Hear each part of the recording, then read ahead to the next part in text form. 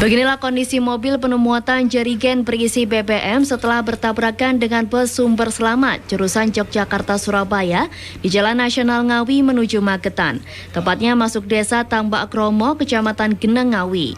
Bagian depan mobil rusak parah. Pengemudi mobil diketahui bernama Eko Haryanto, 46 tahun, pegawai perhutani KPH Lawu Madiun, warga desa Mojorayung, Kecamatan Wungu, Kabupaten Madiun, tewas di lokasi kejadian dalam kondisi masih terjepit bodi kendaraannya. Awalnya petugas tak menemukan identitas pengemudi, tetapi dalam kendaraan naas tersebut kemudian ditemukan sejumlah kepangkatan.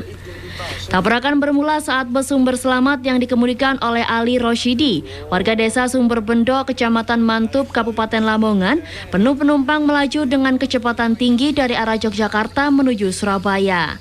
Sesampainya di lokasi kejadian, dari arah berlawanan muncul mobil yang oleng ke kanan. Pengemudi bus Sumber Selamat sudah berupaya mengurangi kecepatan, tetapi tabrakan tak dapat terhindari. Upaya evakuasi jasad Eko Haryanto membutuhkan waktu sekitar 1 jam karena kerusakan mobil yang cukup parah. Dalam proses evakuasi tersebut, mobil terpaksa mengerahkan 2 truk derek sekaligus untuk menarik bodi mobil yang menjepit mayat korban. Kronologi sesuai dengan bekas-bekas rem yang ada di TKP, jadi bis pada posisinya sendiri sudah berusaha ngerem karena melihat untuk Grand Max terlalu ambil ke kanan. Setelah ngerem, dia mau menghindar ke kanan, ternyata Grand Max-nya juga masuk ke kanan sehingga terjadi benturan antara Grand Max dengan bisnya. Jasad Eko Haryanto kemudian dievakuasi petugas di kamar mayat Rumah Sakit Umum Daerah Dr. Suroto Ngawi untuk menjalani visum.